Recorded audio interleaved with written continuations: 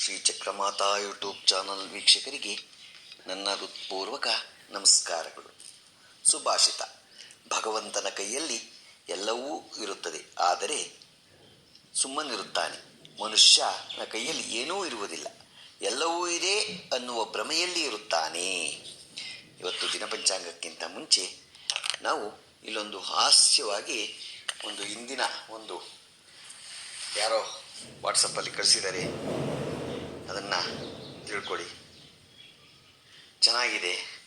ಮನೆಯ ಸುತ್ತ compound, gate ಭದ್ರ, ಒಳಗಿರುವ ಮನಸ್ಸುಗಳೇ ಏಕೋ ಚಿತ್ರ. ಬಂಧುಗಳೇ ಬಾರದ, ಸ್ನೇಹಿತರೂ ಸೇರದ ಮನೆಗಳ ಮುಂದೆ ಸದಾ ಕಾವಲುಗಾರ. ಯಾರು ಬರಲ್ಲ ಮನೆಗೆ, ಆದರೆ ಕಾವಲುಗಾರ ಮಾತ್ರ ಇದ್ದೇ ಇರ್ತಾನೆ. ಇಂದು ಮನೆಯಲ್ಲಿ ಅನ್ನವೇ ಬೇಯುತ್ತಿಲ್ಲ, ಮನಸ್ಸುಗಳು ಮಾತ್ರ ಕುದಿಯುತ್ತಿವೆ. ಅಡಿಗೆ ಮನೆ ಸದಾ ಖಾಲಿ ಇರುತ್ತೆ. ಫೋನಿಂದ ಕೂತಲ್ಲಿಗೆ ಊಟ ತಿಂಡಿ ಬರುತ್ತೆ. ಆನ್ಲೈನಲ್ಲಿ ಅದರಷ್ಟು ಕದೆ ಫೋನ್ ಮಾಡಿದ್ರೆ ಬಂದುಬಿಡುತ್ತೆ. ಮನೆಗಳಾಗುತ್ತಿವೆ ಮಹಡಿಗಳಿಂದ ಎತ್ತರ, ಮನಸ್ಸುಗಳೇ ಆಗುತ್ತಿಲ್ಲ ಹತ್ತಿರ. ಸಂತೋಷ ಏನೆಂಬುದು ಸಿಗುತ್ತಿಲ್ಲ ಉತ್ತರ.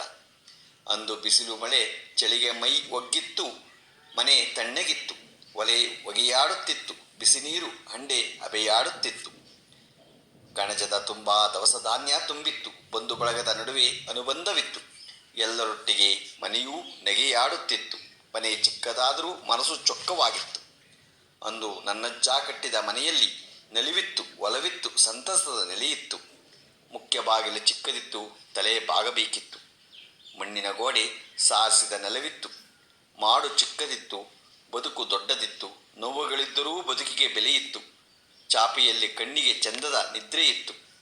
ಅಂದು ಆಸ್ಪತ್ರೆ ಹಂಗೇ ಇರಲಿಲ್ಲ, ಎಲ್ಲ ಸಮಸ್ಯೆಗಳಿಗೂ ಮನೆಯಲ್ಲೇ ಮುದ್ದಿತ್ತು. ಮಗುವೂ ಕೂಡ ಮನೆಯಲ್ಲೇ ಹುಟ್ಟುತ್ತಿತ್ತು, ಮದುವೆ ಕೂಡ ಮನೆಯಲ್ಲೇ ನಡೆಯುತ್ತಿತ್ತು. ವಿಚಿತ್ರದ ಚಿತ್ರವೇ ಬೇಕಿರಲಿಲ್ಲ. ಕೆಲಸಕ್ಕೆ ಶ್ರದ್ಧೆ, ದೇವರ ಮೇಲೆ ನಂಬಿಕೆ ಇಲ್ಲ. ಸಾವಿಗೂ ಸಹ ಮನೆಯೇ ಸಾಕ್ಷಿಯಾಗುತ್ತಿತ್ತು. ಹಲವು ಮಕ್ಕಳ ಹುಟ್ಟಿದ ಸಂತಸವಿತ್ತು, ಅವರ ಬಾಲ್ಯದ ಬದುಕಿನ ಸಂಭ್ರಮವಿತ್ತು. ನೆಂಟರು ಬಂದರೆ ಹಬ್ಬದ ಸಡಗರವಿತ್ತು. ಕೆಲವು ಸಾವುಗಳ ಸೂತಕವೂ ಇತ್ತು, ಸತ್ತ ಹಿರಿಯರ ನೆನಪು ಅಚ್ಚಳಿಯದೆ ಉಳಿದಿತ್ತು. ಕಷ್ಟಗಳ ಗೆಲುವಿನ ದ್ಯೋತಕವೂ ಇತ್ತು, ಬದುಕಿನ ಸಾಧಕ ಬಾಧಕಗಳೆಲ್ಲವೂ ಇತ್ತು. ಇದು ಮನೆ ರಾಜನಿಲ್ಲದ ಅರಮನೆಯಂತೆ, ಸಕಲ ಸವಲತ್ತುಗಳಿರುವ ದರ್ಬಾರಿನಂತೆ, ನೆರೆಮನೆಯ ಅಂಗಿಲ್ಲದೆ ಸೆರೆಮನೆಯಂತೆ. ಆದರೂ ಎಲ್ಲರಿಗೂ ಬರೀ ದುಡ್ಡಿನದೇ ಚಿಂತೆ. ಶುಭ ಕಾರ್ಯಗಳ ಸಂತೋಷ ಕೂಟಗಳ ಮನೆ ಬಿಟ್ಟು ಹೋಟೆಲ್ಲುಗಳು ಸೇರಿಕೊಂಡಿವೆ. ಬಂಧುತ್ವ ಮಿತ್ರತ್ವಗಳು ಬಂಧನದಲ್ಲಿವೆ. ನೆಂಟರಿಷ್ಟರು ಮನೆಗೆ ಬಂದರೆ ಬರೀ ನಕ್ಕು ನಗದೆ ಕೋಣೆ ಸೇರಿಕೊಳ್ಳುತ್ತಿದ್ದಾರೆ ಮನೆ ಮಕ್ಕಳು. ನೋಡ್ದಾ ಎಷ್ಟು? ನೆಂಟರು ಬಂದರೆ ಮನೆ ಮಕ್ಕಳು ಮಾತಾಡಲ್ಲ. ಆನ್ಲೈನ್ ಪಾಠ ಇದೆ, ಪರೀಕ್ಷೆ ಇದೆ, ಓದಬೇಕು ಬರೀಬೇಕು, ಯಾರೂ ಮಾತಾಡಲ್ಲ. ಗೊತ್ತಾಯ್ತಾ? ಆ ಥರ ಆಗಿದೆ. ಹಿಂದೆ ಆಗಿತ್ತಾ? ಇರಲಿಲ್ಲ. ಸ್ನೇಹ ಸಂಬಂಧಗಳಲ್ಲೂ ತೋರಿಕೆ, ತಾತ್ಸಾರ ನಂಬಿಕೆ, ಒಗ್ಗಟ್ಟುಗಳಂತೂ ಬಹಳವೇ ದೂರ.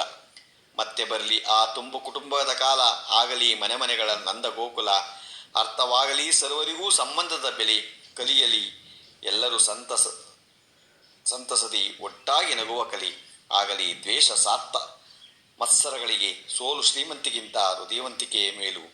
ಎಷ್ಟು ಚೆನ್ನಾಗಿದೆ ನೋಡಿ. ನಾವು ಈಗ ತಿಳ್ಕೋಬೇಕು, ಇವನ್ನೆಲ್ಲ ಕಲ್ತ್ಕೋಬೇಕು ಮನೆಯಲ್ಲಿ.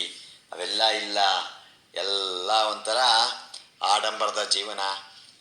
ಆ ನೀರು ಕುಡಿದ್ರೆ ಹೀಗೆ, ಈ ನೀರು ಕುಡಿದ್ರೆ ಹಾಗೆ, ಆ ಅನ್ನ ತಿಂದ್ರೆ ಹಾಗೆ, ಈ ಅನ್ನ ತಿಂದ್ರೆ ಹೀಗೆ, ಇದೇ ತಿನ್ಬೇಕು ನಾವು. ಅದೊಂದು ಆಚೆ ಕಡೆ ತಿಂದ್ರೇ ಇವರಿಗೆ ಮನೆ ಅನ್ನ ಸೇರಲ್ಲ, ಮನೆ ಊಟ ಸೇರಲ್ಲ, ಮನೆ ತಿಂಡಿ ಸೇರಲ್ಲ. ಎಲ್ಲ ಆನ್ಲೈನಲ್ಲಿ ತರಿಸ್ಕೋಬೇಕು, ತಿನ್ನಬೇಕು. ಇನ್ನು ಬೇರೆ ಹೇಳೋದು ಬೇಡ ಅದ್ರ ಬಗ್ಗೆ. ಜಾತ್ರೆ ವಿಚಿತ್ರ ಮನಸ್ಸುಗಳಾಗಿ ಹೋಗ್ಬಿಟ್ಟಿದೆ. ಮನಸ್ಸುಗಳನ್ನ ಚೆನ್ನಾಗಿ ಇಟ್ಕೊಳ್ಳಿ, ಅದನ್ನು ಬಿಡಿ. ಒಳ್ಳೆ ಮನಸ್ಸಿನಿಂದ ಭಾಳದನ್ನು ಕಲ್ತ್ಕೊಳ್ಳಿ.